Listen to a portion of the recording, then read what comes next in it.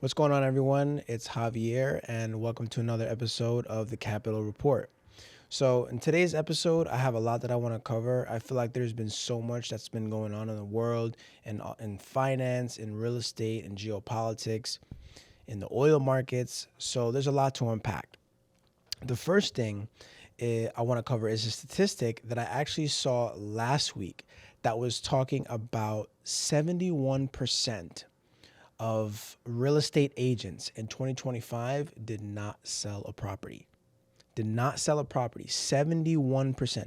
That means 7 out of every 10 real estate agents across the country did not sell a house. So I think that's for a couple of reasons. I think we all know, whether you're a homeowner right now or you're paying rent, both markets are super inflated. And I think that's kind of foreshadowed by President Trump signing that executive order that he is trying to ban institutional companies and buyers from purchasing single family houses. Now, I don't know where some of you guys might be watching this from, but up here in the Northeast, it is super expensive to both buy a property, whether it be single family or two family, or even a townhouse, really, even condos. I mean, just everything is ridiculously expensive. And rents as well. Rents have been going up every year more and more. So while the executive order might kind of calm the overall hang of the market for a while, I don't think it's a permanent fix. I think that we have a shortage of home builders in this country, and a lot of people don't want to get into the business of building homes because materials have gotten so expensive.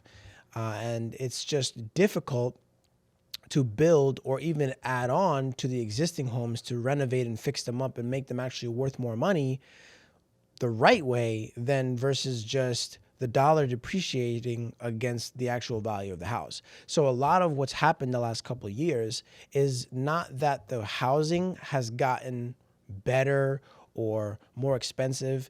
It's that the dollar has actually lost purchasing power. So that's why it costs more dollars to buy everything around. So, but I think that was a really scary statistic, because not only does it mean that people who own homes can't sell their homes, people are also not buying, and then the real estate agents are also losing their jobs. Because if 7 out of every 10 real estate agents cannot sell a house in an entire year, regardless of what market you're in, sometimes people only need to sell 1 to 2 houses a year to make enough money to get by. But if you're a good real estate agent, you're selling at minimum, I'd say 1 or 2 houses a month if you're really good, right? So imagine not selling anything for an entire year. You lose your job, and you have to, if you're doing it full time, you can't do it full time, and you have to find another side hustle or literally just quit and do another career. So I think that was a super important statistic that I found, and it really says a lot. Now, even with the executive order that is kind of easing the pressure on single family homes, a lot of entrepreneurs, a lot of first time home buyers are not even really purchasing single family homes, because it is also expensive depending on where you're at, just to be able to pay that mortgage and that insurance and the property taxes and all the maintenance that it takes. So what a lot of people do is they buy duplexes, triplexes, or quadplexes. And what that is basically 2, 3, or 4 family houses that have units in it that the owner will then own or occupy, live in one, and rent out the rest of them. So even that is becoming a challenge, because it's not really affecting those house prices. That's what this executive order does not cover. So those are the places where investors are really looking the most. And while there are institutional buyers who are purchasing duplexes and triplexes, it's really the single family houses that people are just fire selling. And I invite you to go check me on this. Go on Zillow, go on houses.com, and just look online for the average housing price of a 1 family house near you. And then look at a duplex, look at a triplex, look at a quadplex. They're really similar in price. And depending on where you are, I know where I'm at, it's upwards of $500,000, and you're not really getting much. You're getting maybe, if you're lucky, 2,000 square feet, maybe a 2 to 3 bedroom house. And what I've noticed actually is that even if you have, let's say, a 4-bedroom house, the bedrooms are so small that it's almost not even worth calling it a 4-bedroom house, because all you can really put in there is like a TV, maybe a dresser, and your bed. So is that really a bedroom? It's a place for someone to sleep, but it's not really a spacious place to live and enjoy your life. So that really highlights one of the problems that's going on in the country, and something that I really wanted to shed some light on, because I think the housing market does need a correction in 2026. Hopefully by Q2, which is around June of this year, we'll see some kind of housing, we'll see some kind of easing in the housing market. And hopefully that will then depress housing prices to the point where people can actually get buyers to purchase their homes. Because if I'm a homeowner, I want the price of my house to be as high as possible for when I'm selling it. But as a buyer, I can't afford those high prices. So when there's that imbalance in the market, something's got to give. So whether it's the sellers lowering their prices or the buyers just not stepping in until that happens, because buyers will not, especially if you're an investor, if you're trying to make an investment, or even if it's just your first time purchasing a home and you want to just live in it, you don't want to be paying top dollar in a very tough job market right now, and then not having any appreciation in your home. Because if you buy at the top of the market, you're going to be paying that high price. You're going to be paying that high interest rate. Let's just say you get locked in for a 30-year fixed mortgage for 30 years. So that can really not give anybody any leeway to refinance or get any home equity lines of credit. So it just makes the entire situation very difficult for the average person who wants to get into the market. So I think everyone should really watch the housing market closely. It doesn't matter what age you are, whether you're in high school and watching this, or you're a grown person in your 40s and 50s and you're still trying to diversify away from other things. Maybe you have money in the stock market. Maybe you have a business and you're looking to get into real estate. It's very important to be watching those kinds of things. The next thing that's happening that's been huge, and President Trump just came back from Davos today, Davos, Switzerland, is the whole situation with Greenland. And everyone's been freaking out. The stock market crashed yesterday. There was $1.3 trillion wiped from the market in a single day after Trump announced new tariffs on the European Union if they did not get in line with the plans for Greenland. So, can you dumb that down a little bit? Sure. So what that basically means is people are always afraid of uncertainty. If I'm in the stock market, if I own assets in the stock market, remember that other countries also own U.S. assets. So there are other players, other countries, governments, hedge funds, retirement funds that own stocks and bonds and treasuries and notes and all of those assets, right? It's just pieces of paper, really, at the end of the day. It's an IOU, a piece of paper that says, hey, I owe you this if you give me that. People will sell that, and the price of that will go down if they feel uncertain about what's going on politically and geopolitically in the United States.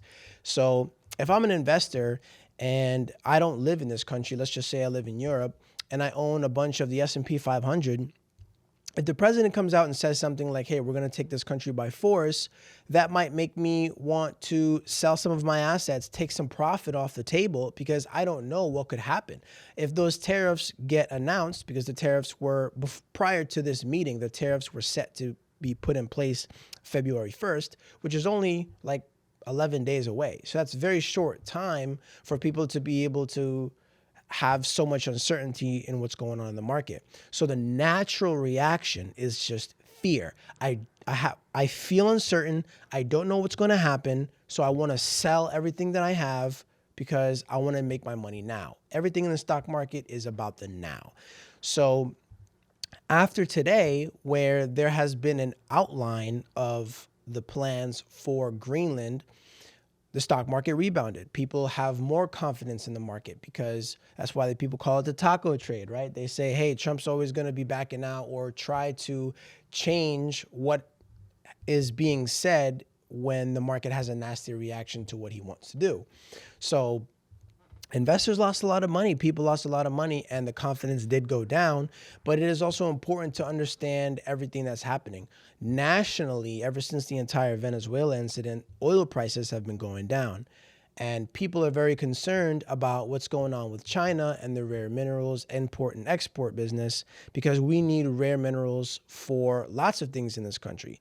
You know, computers, chips, cars, technology, and most of all, national security. A lot of the weapons and high-tech systems that all of the modern nations use have a lot of those materials involved in them. So if we don't have a strong source of that, that will put pressure on governments around the world, because we need to be secure. We need to have those materials. We need to have access to those materials at all times to be able to continue to be the number one nation on earth.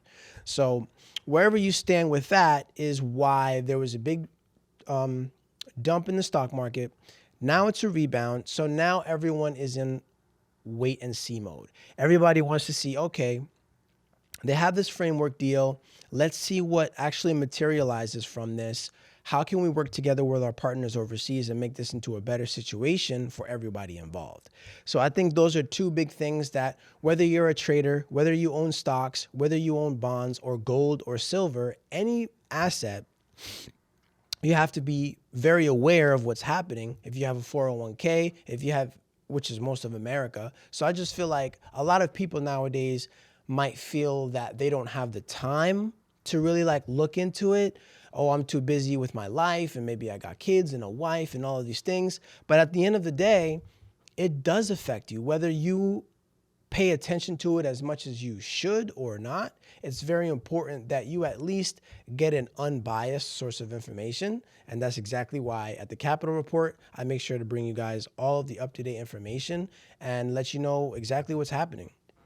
So those are two of the biggest things that I see affecting the world and this country, at least in the very near term, because we don't know what's going to happen with Greenland. We don't know what's going to affect the nation. We don't know how our allies in Canada will react to this kind of information. Like, if the EU and Canada also want to put retaliatory tariffs back on the United States because of what we want to do in Greenland or in other countries, that has an effect. We all know that the prices of eggs and beef and chicken and all of the main sources of food that we all eat have risen in price over the last few years. I think myself, I just went to the store the other day and I got a carton of organic milk. I got 22 dozen eggs, brown organic eggs, and just a loaf of bread, and it cost me $19. $19 for 3 items. So whether you are, some people don't even make that in an hour. I don't even think that's minimum wage in a lot of states. 18 bucks an hour, 19 bucks an hour. So for some of my moviegoers out there, if you've ever seen the movie In Time with Jake Gyllenhaal, where they actually don't have currency in the world in this fake reality movie that they have, it's just time on their wrists. So the way that they purchase coffee, the way that they buy food, the way that they do anything is trading their time for money. So in a way, that is what we all do anyways, which is kind of like the movie was like a funny parallel to what happens in life. But let's just say, for example, you get paid 12 bucks an hour. What I just described to you, eggs, milk, and some bread, almost cost you 2 hours of your life. Think about that for a moment. 2 hours of your life gone just to get some milk, eggs, and bread. So I think that is kind of the overall sentiment of why it's so important to be paying attention to everything that's happening geopolitically, even if you don't have a strong political opinion. I'm not telling you this because you should think that the left is right or the right is right or the middle or the Green Party or anything like that. It's just unequivocally understanding what affects you, how these governments around the world, when they have these conversations, when they have these discussions, the things that happen behind those closed door meetings are important because that affects the imports and the exports. Look what happened in early 2025 with the whole tariff crash in April. I mean, the stock market crashed like 20%. Lots of people lost everything. But and then after that, when Bitcoin crashed, I mean, Bitcoin was like $124,000 a coin and it crashed to like almost 80. That's almost 50% in a year. I mean, lots of people lost everything. People got liquidated. And a lot of people didn't see it coming. That's the point that I'm trying to make. A lot of people were not prepared for that. A lot of people have no backup plan. I think I saw another statistic that 65% of the United States citizenry cannot afford a surprise $1,000 expense. Let's just say, for example, let's say you own a car and the car breaks down and you have to take it to the mechanic and it costs $1,000. A lot of people can't afford that. A lot of people are so reliant on their credit cards and maxing out their credit cards that it's kind of like a vicious cycle. If you don't have the money, you rely on your credit cards eventually get maxed out, your credit score drops, you can't pay your credit cards, you then have to revert to paying the minimum payment on your credit cards. And we all know that credit card interest rates are insane. Now, that's another thing that Trump is trying to do, and I believe he just signed the executive order where he wants to cap credit card interest rates to 10% for a year.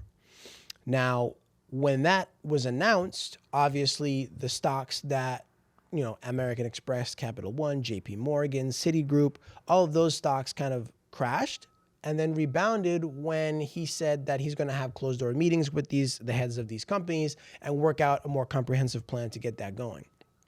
That might be great. If that happens, I think that's great and is going to give a lot of people some easing pressure. But there's also going to be people on the flip side of that are going to say, hey, I don't have to worry about paying the 25, 26, 28% interest rate. I'm saving 15% on interest on my credit cards. Let me run up my credit cards some more. I think if that passes, obviously, regardless whether that passes, you should always have good financial habits. But I understand that a lot of the things in this economy are tough. There have been a lot of layoffs. A lot of people have lost their jobs. A lot of people have lost their businesses. So it's important to always use the tools that you have available to you. But if this year that does pass and there is a temporary cap on interest rates, I think it's very important for everybody to use that year to their advantage, clear all of their debt, find a side hustle, find a partnership, find people who have businesses who can give you a gig. And the gig economy is booming. There's more people working from home and working outside of the regular corporate offices than ever. Learn a trade, understand how to do plumbing, electrician work. All of those things are ways that you can diversify your skills because AI is here. AI is coming for your job. AI is making companies more efficient. And I think there's also a big stigma in the United States today that people don't want to work. People don't want to put the extra effort in to make things happen for themselves. They kind of feel a sense of entitlement, and they feel that because the government is spending so much money that they're being robbed and that they should be compensated for that. At the end of the day, that is how a lot of people may feel, but that doesn't necessarily make it true. Just because you feel that way, it might not change your situation. It might not change what the government will do. You have to save yourself. So it's important for people to understand that, hone their skill sets, become part of organizations where you have the ability to showcase what you can do, what you can create, the value that you can add to other people's situations, organizations, or create your own. But nevertheless, I think that's going to be the theme into 2026. It's really self-sufficiency and understanding that the main goal is to make money, not to buy expensive things or to buy clothes or shoes or to show other people your wealth. I think that just like the era of the common influencer is over. I think ever since coming out of the tail end of COVID, I think a lot of people made a lot of money, 2021, 2022, and 2023. Going into 24 and then into 25 is where a lot of creators realize, hold on, I can't just entertain people. I can't just sit in front of a camera and not provide any value outside of just purely entertainment. Because those followers, those influencers have 100, 200, 300,000 followers, but they've never really created any connection with their audience past a few giggles and chuckles. if you really have a skill set and you really have a follower base of people who enjoy what you have to say and actually get value, real world value, if you listen to what I'm saying and you feel that it's actually giving you value and a different perspective that you may not have had before, and giving you a skill set to then hone online, right? Go on YouTube and look what I'm telling you. Research what I'm telling you. Don't take my words verbatim. Say, okay, I got this from the Capital Report from Javier, but I want to go online and I want to see, oh, I can look this up and I can run it through ChatGPT and I can, go deeper dive into the information that I'm getting from this source and understand how to monetize it. How do I hone my skill in this specific situation and actually change my life? Because the influencers right now are going through it. A lot of them are actually going back to work and they're looking for gigs and they're working off the books because they've never understood how to monetize their base. They just have a lot of followers, they get a bunch of likes, and they never really took it anywhere. But you're sitting on a gold mine.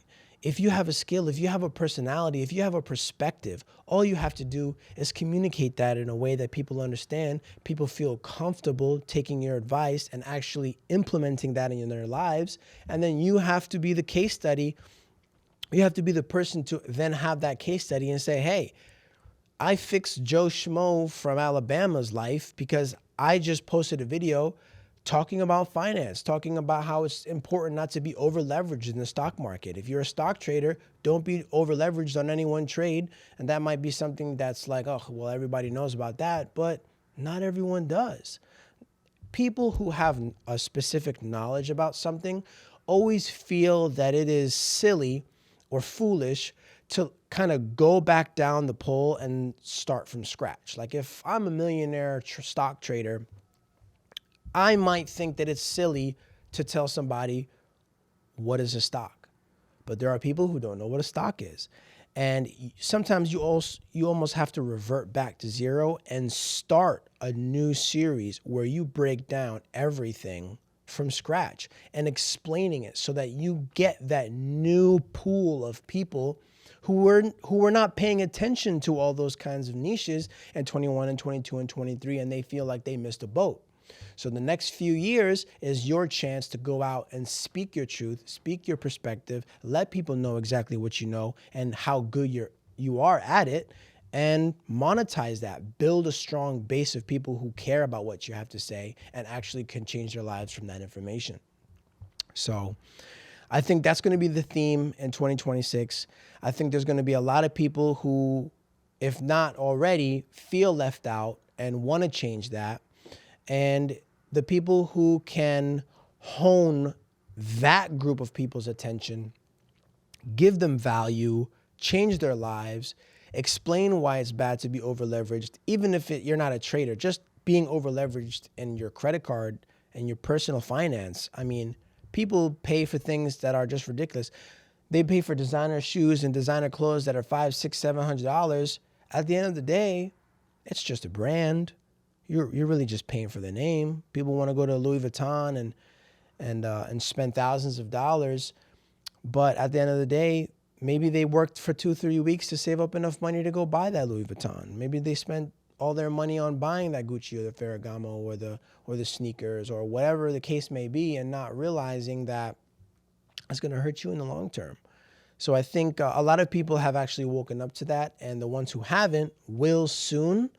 And that's exactly why I started this podcast. That's exactly why I started this entire brand, because I want people to understand that that season of just spending money for no reason is done.